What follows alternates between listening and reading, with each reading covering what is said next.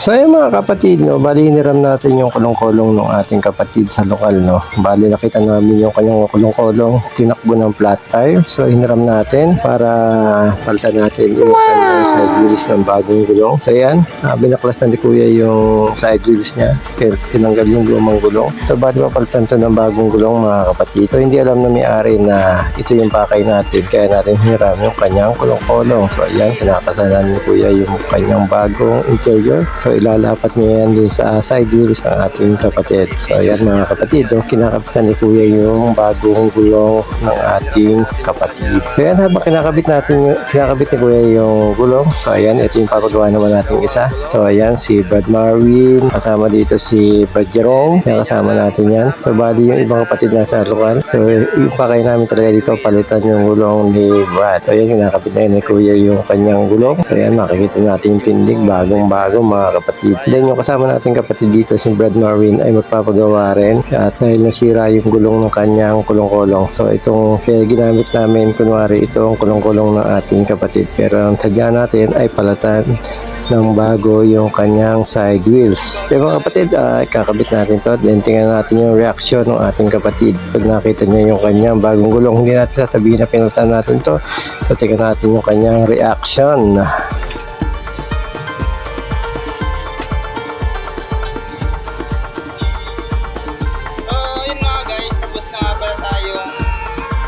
Gawin ni Kuya yung gulong na to. Kuya, binaisik mo lang Kuya, no? Binaisik na talaga. Okay guys.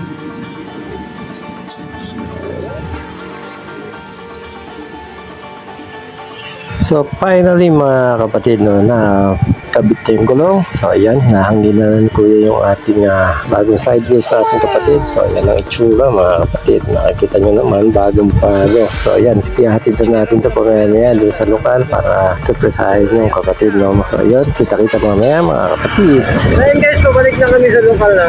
Hindi niya alam na pelota namin ng bagong gulong yung kanyang side wheels, no. Yeah.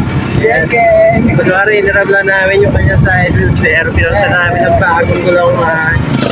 Ayan, so sorry na namin, kunwari, okay na yung kanya, yung big nilakad, no? So yun na guys, pauwi na kami sa lokal. So ang ginawa namin, yung motor, ginawan namin. Wala siyang alam-alam na nilis namin yung motor kung sa may pagpapantahan niya ng motor. Di ba ganun yun guys? Di ba ganun yun Brad? Oo.